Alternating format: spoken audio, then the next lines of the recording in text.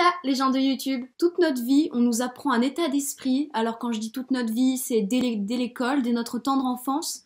On nous apprend un certain état d'esprit qui, une fois arrivé aux beaux-arts, nous dessert totalement. Un état d'esprit dont on ne veut plus et qui nous fait du mal une fois qu'on est arrivé aux beaux-arts. Parce que cet état d'esprit, non seulement il te fait du mal à toi, mais il fait aussi du mal à tous ceux qui sont autour de toi. C'est bien évidemment le sujet de cette vidéo. On est parti!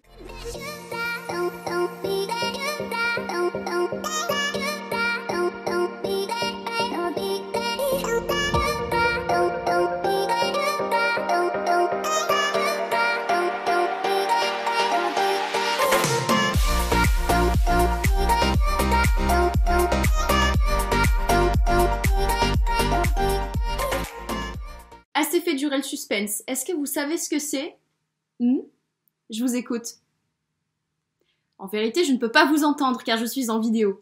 Cet état d'esprit, c'est la compétitivité. Alors pourquoi est-ce que la compétitivité est-elle aussi mauvaise en école d'art? Il y a deux raisons à ça. La première, tout bêtement, c'est qu'on n'est pas en école d'ingénieur, on n'a pas tous les mêmes exercices, on ne fait pas tous le même travail, on n'a pas tous les mêmes envies, on n'utilise pas tous les mêmes matériaux, et on n'est pas noté selon un système de notes précis.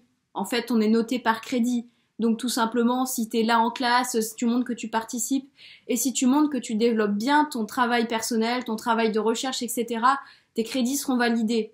Non, c'est absolument pas le même système de notation selon un résultat précis où tu as une bonne et une mauvaise réponse. Ça, rien à voir. Le souci, c'est que quand on est allé à l'école, quand on a fait 7 ans d'école et peut-être 7 ans de collège-lycée, on nous a toujours appris ce système de notes-là, on nous a toujours appris qu'il y avait des bonnes et des mauvaises réponses, et que soit t'avais bon et t'as 20 sur 20, soit t'as pas bon et t'as 0. Et le souci, c'est que déjà quand t'as 0, tu te sens nul, et surtout, ce système de notes-là, il induit la compétitivité entre les enfants, entre les élèves, entre les gens en général. On a tous envie de faire quand on voit que celui d'à côté, il a une meilleure note que nous, on a très envie de dire ah mais moi aussi je veux une bonne note, je veux faire mieux que lui, tiens. Et ça finit toujours avec ce genre de délire, maîtresse il m'a copié, maîtresse il a regardé ce que je faisais, maîtresse je peux changer de place. Oui, dès notre plus tendre enfance, on nous forme à devenir des agents de la CIA. Et c'est vrai qu'on m'a toujours dit, mais même en prépa, on m'a toujours dit tu verras, une fois que tu seras arrivé dans une grande école d'art, tous les gens ils vont être comme ça, ils vont se regarder un peu comme ça les uns les autres, ils vont être un peu mesquins, ils vont être hyper compétitifs et tout. Non, pourquoi ils le seraient? Enfin, je sais pas, les gars, on est dans une école d'art, on n'est pas dans une école d'ingé ou même dans une école de sport où, je sais pas, en stats tu dois faire une performance et puis les gens autour de toi, ils vont essayer de faire une meilleure performance que toi. En école d'art, non, t'es pas du tout dans ce délire-là. Pourquoi? Parce qu'on fait tous des choses différentes. Ton voisin, il a des centres d'intérêt que toi tu n'as pas, il a un vécu que toi tu n'as pas, et il développe des choses que toi tu n'as pas forcément envie de développer. Je sais pas, il y a quand même une différence entre les gens qui font des trucs hyper trash et les gens qui font des trucs, je sais pas, de l'art un peu spirituel, un peu visionnaire. Ça peut se regrouper, mais a priori, ce sont deux styles complètement différents. Donc voilà, l'art, tu pars de trucs complètement différents et t'arrives à des résultats complètement différents. Et je me souviens de ma prof d'art plastique au lycée qui disait oh, mais noter pour moi, mais c'est une torture. Et je la comprends tellement. Madame Coulon, si tu passes par là, peace. Puis surtout, autre chose, si tu te compares aux autres, mais tu te fais du mal. Faut savoir un truc, c'est que en école d'art, t'as que des personnalités atypiques. Tout le monde est atypique. Tout le monde a une vie atypique, a fait des trucs atypiques, tout le monde est extraordinaire en fait en école d'art. Si tu commences à voir que tout le monde est extraordinaire et à vouloir te comparer à tout le monde, mon Dieu, mais t'es fini. Parce que l'art c'est tellement subjectif que si tu commences à te comparer aux autres, tu auras tendance à te dire ah mais ce qu'ils font c'est mieux que ce que je fais et tout, ils sont meilleurs que moi, machin. Mais c'est pas vrai, dans les faits c'est pas vrai parce que l'art c'est trop subjectif. Tu vas commencer à envier les autres et franchement tu vas te faire du mal parce que t'imagines si tout le monde autour de toi commence à envier tout le monde.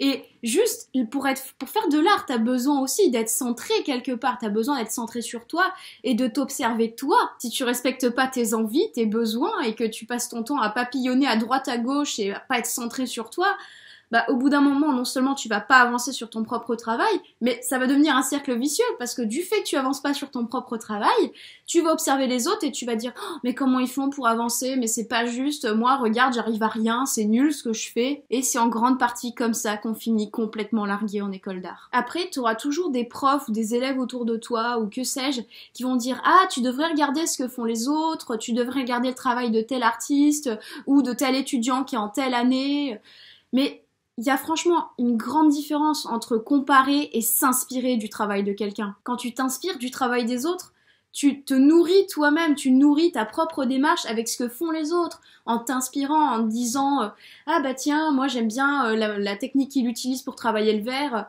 ah j'aimerais bien essayer cette technique aussi, voir ce que je peux en faire moi.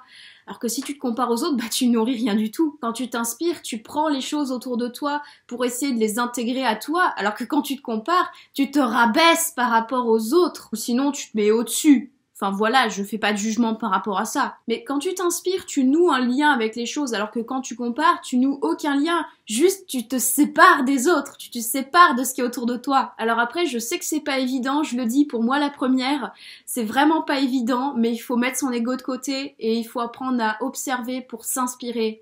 Et arrêter d'être toujours dans la compétition avec les autres. Si toi aussi tu es en école d'art et que tu as déjà un vécu par rapport à ça, n'hésite pas à me le dire en commentaire, que je sois pas toute seule à m'exprimer là-dessus. Parce que bien évidemment, je le dis, mais parce que je le vis aussi moi-même et je l'ai aussi vécu moi-même. Donc ouais, que je sois pas toute seule à dire si ça m'arrive qu'à moi ou si ça arrive à d'autres. Je pense que ça arrive à d'autres, mais je pense surtout que c'est important d'en parler. Voilà, cette vidéo est à présent terminée. Très franchement, elle était pas du tout confortable pour moi à faire. Si elle t'a plu, s'il te plaît, mets-moi le pouce bleu, ça me fera vraiment super plaisir et franchement, ça me touche que les gens puissent voir ça et se dire ah ouais putain, elle a osé. Après, bien évidemment, si elle ne t'a pas plu, tu peux toujours mettre le pouce rouge, ça me va aussi. Bien évidemment, tu peux aussi t'abonner à cette chaîne YouTube, tu cliques sur s'abonner, c'est l'autre côté, je sais. Et tu peux aussi partager cette vidéo si tu penses qu'elle peut intéresser des gens autour de toi, d'autres étudiants en école d'art, que sais-je, des futurs étudiants peut-être. Comme d'habitude, je te laisse mes réseaux sociaux, mon Instagram @milkboxworld et mon Facebook @bancaneartplastique. Tu peux aussi t'abonner à ma newsletter pour recevoir des petits conseils créatifs, des réflexions ou une vidéo importante de ma chaîne lorsqu'elle sort. Sur ce, mon petit, je te dis à bientôt et je te fais de gros bisous. Gros cœur sur toi.